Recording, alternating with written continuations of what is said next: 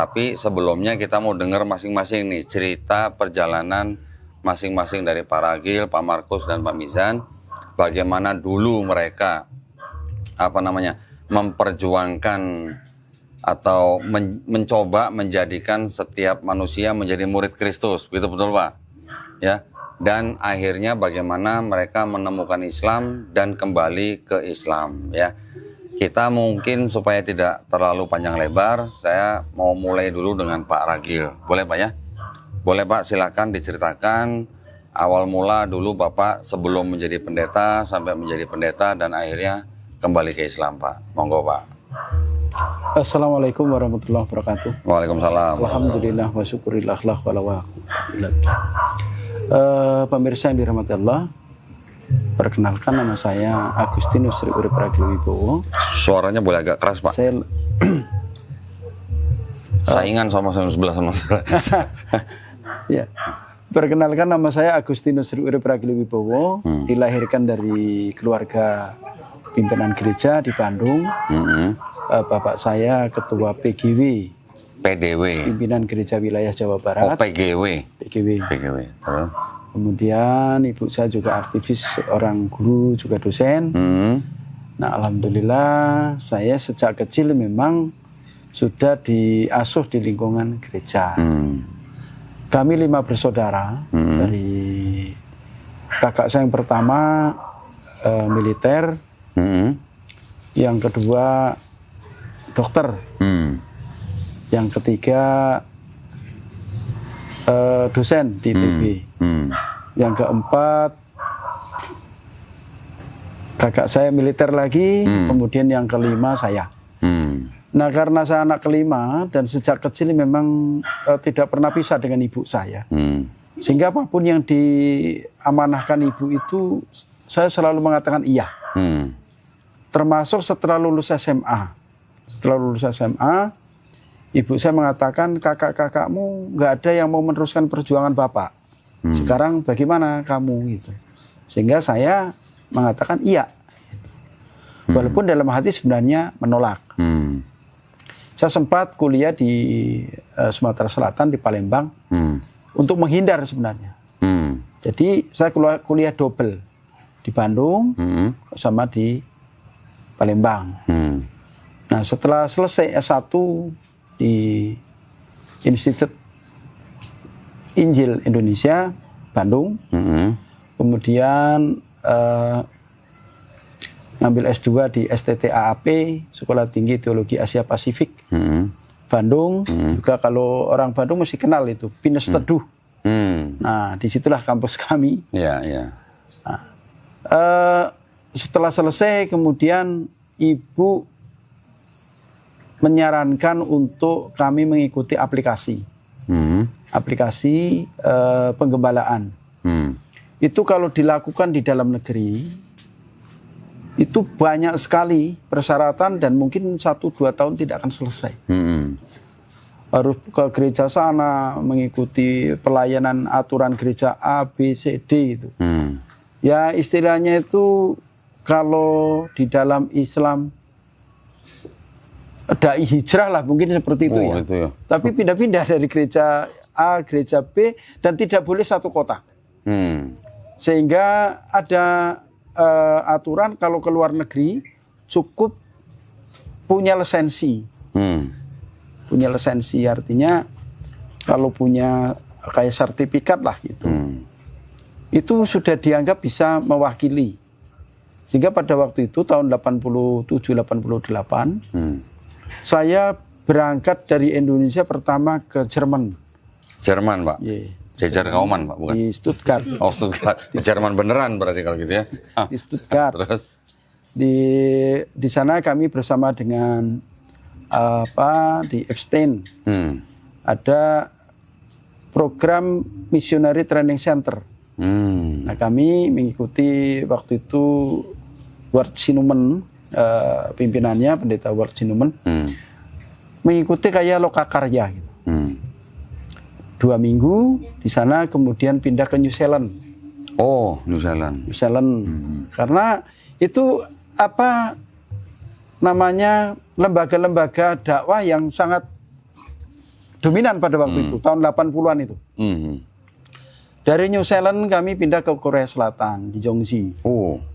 Jadi pertama kali waktu itu, tahun itu baru dibangun gereja di atap langit itu. Jadi belum jadi, baru dibangun gereja atap langit itu. Di Jeongji kemudian kami ke Tochigi, Jepang. Jepang. Oh, dari Jerman, Dari New situ, Zealand, Korea, Jepang. Ya, dalam 1 tahun akhirnya kami bisa mendapatkan lisensi untuk ditabiskan menjadi imam. Nah, tapi belum menjadi imam penuh. Jadi masih konsulen. Konsulen pendeta. Jadi saya wakil imam. Kalau mau jadi wakil imam, saran ibu saya harus nikah. Karena untuk mengurangi fitnah.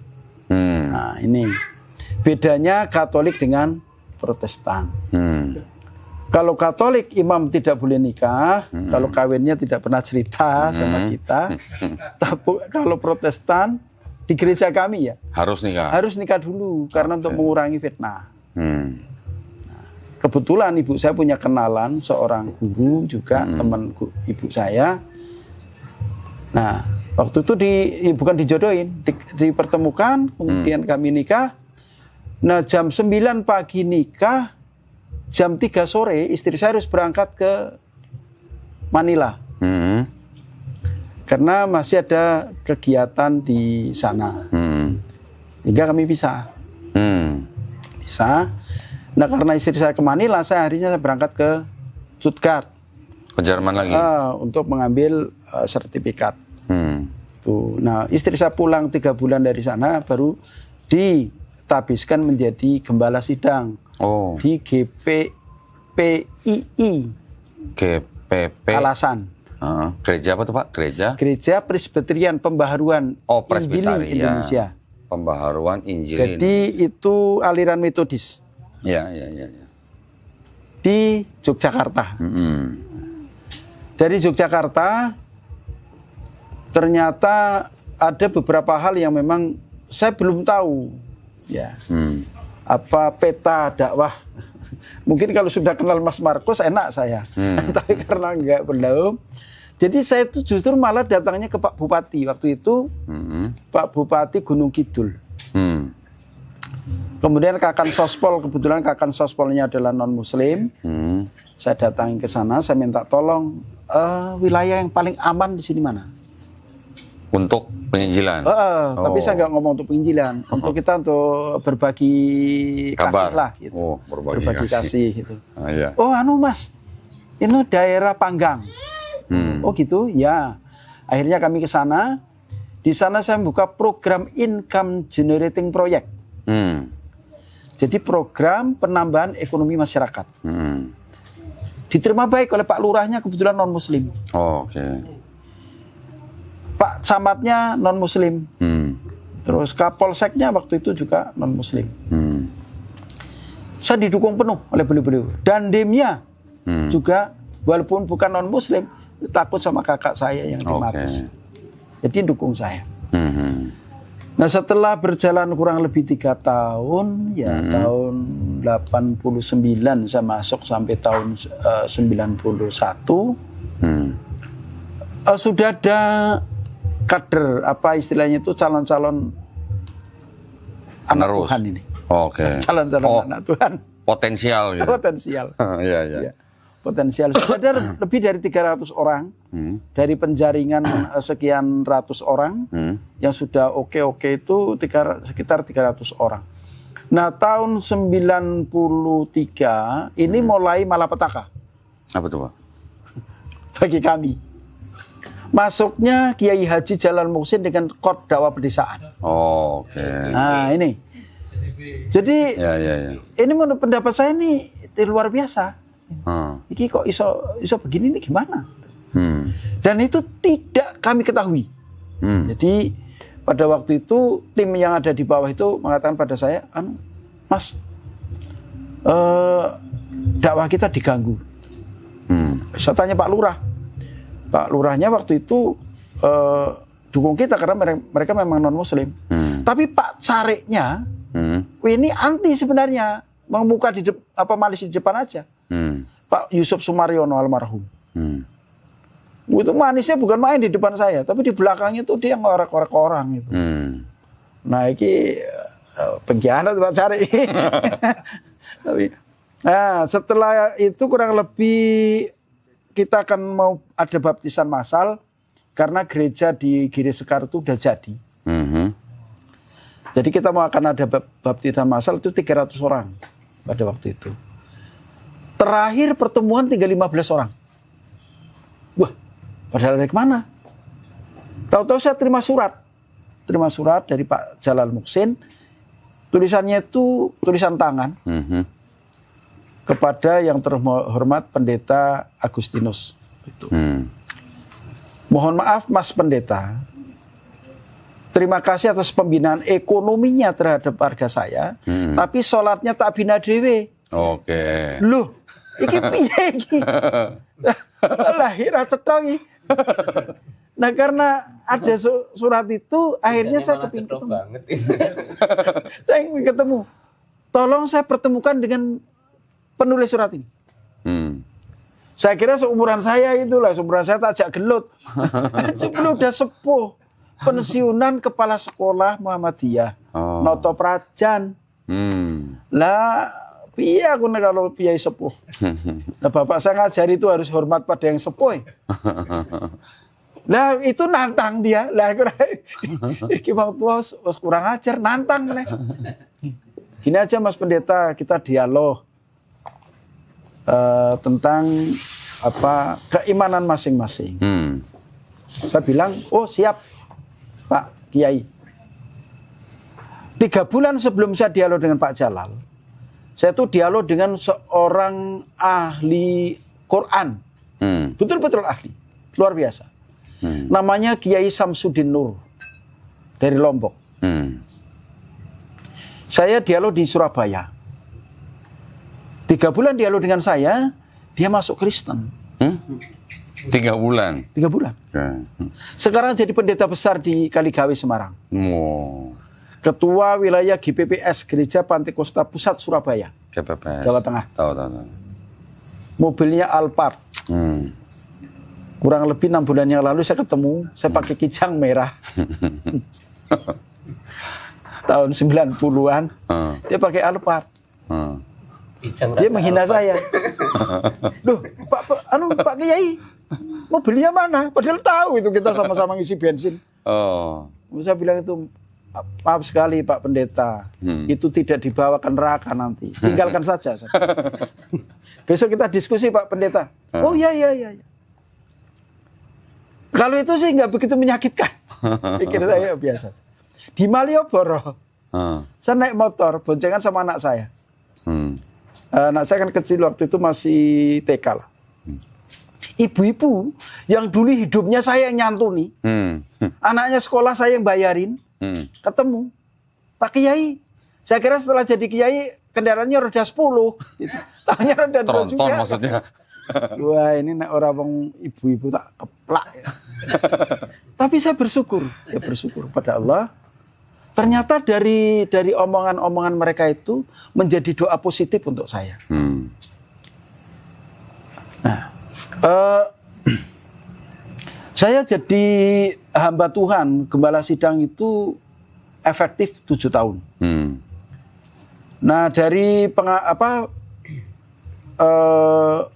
bukan kristenisasi itu salah. Bukan. Menyampaikan kebenaran.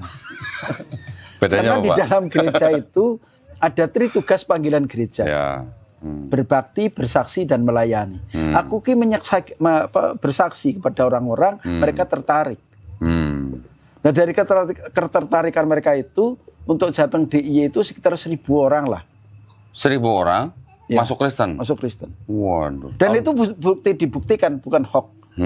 Silakan penjenengan ke Giri Sekar, tanya sama Pak Kasimin. Ini masih hidup orangnya. Dia dulu saksi mata, dan dia itu yang dulu waktu itu mau saya sekolahkan di Purwokerto supaya tidak menghalangi dakwah saya, tidak mau. Dan sekarang jadi sahabat saya. Ada Pak Warno juga, ada banyak beberapa teman yang ada di Gunung Kidul dan di Wonogiri. Karena kami memang arahnya ke sana Cilacap dan Purwokerto. Nah setelah dialog dengan Pak Jalal itu, sebenarnya saya nggak kalah sama Pak Jalal. Tapi karena saya menghormati beliau lebih sepuh. Yang menulis surat itu Pak ya? Iya. Oke. Nah setelah tak pikir-pikir, apa yang disampaikan Pak Jalal itu benar. Karena sebenarnya itu adalah tesis saya. Oke. Tesis saya yang saya tulis, saya kasih judul Muhammad dalam Taurat dan Injil. Tesis itu sudah saya bawa ke banyak pembimbing, tidak disetujui, suruh ganti judul. Ganti judul baik. Dan akhirnya tesis itu saya amankan, kemudian saya ganti judul tesis, sekarang jadi buku. Namanya Muhammad dalam Taurat dan Injil. Sudah beredar. Kurang lebih 50 ribu eksemplar sudah terjual. Tapi oleh Gramedia, di Gramedia nggak ada, mesti harus inden gitu, nggak tahu kemana. Loh, mohon maaf Pak, Bapak nulis buku itu ketika Bapak masih Kristen? Iya, karena itu tesis. Menulis Muhammad dalam Taurat dan Injil? Iya. Yang mana kesimpulannya? Kesimpulannya ditolak. Ditolak? Iya. Oke. Jadi tidak ada Muhammad di dalam Taurat dan Injil gitu? Ditolak, ya nggak ada karena ditolak. Oke. Akhirnya saya buat buku itu setelah saya masuk Islam. Karena tesis itu ditolak, sehingga saya ganti judul supaya dapat itu. Nah, disertasi saya pun sebenarnya judulnya adalah Kiai Sadrak dan perkembangan Purworejo. Karena saya lahir di Purworejo. Saya tahu ceritanya Kiai Sadrak, bagaimana beliau mengembangkan Kristen di sana. Itu pun ditolak. Karena banyak sekali Kiai Sadrak itu menukil tentang Bagelen. Ya, perkembangan Muslim di Purworejo itu kan berawal dari Bagelen sebenarnya. Kemudian Pangeran Diponegoro masuk ke sana. Ditolak juga. Nah, terus aku waktu itu karena mungkin ya orang Jerman nggak tahu itu sejarahnya, sehingga ditolak, ya wajar lah. Dia bilang yang umum aja, yang nasional gitu. Nasional ki opo yo.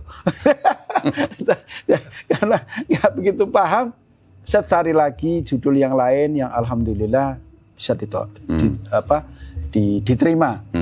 Disertasi saya diterima, ujiannya sudah selesai, tapi ijazahnya tidak diterbitkan. Kenapa? Karena saya dianggap sebagai pengkhianat gereja. Kok nggak diterbitkan? Ya karena saya waktu itu sekolah di sana dibiayai oleh mereka. Nah kalau aku suruh nebus wira-wiri Indonesia, Jerman, kemudian kos di sana dan sebagainya, terlalu besar ya udah cukup duitku. Nyari sumbangan cancel itu akan berapa tahun gitu kan. Lebih baik ya nggak usah aja lah. Yang penting ilmunya saya sudah dapat. Terus? Saya terinspirasi dengan film Three Idiot. Tidak perlu ijazah, tapi kemampuannya itu.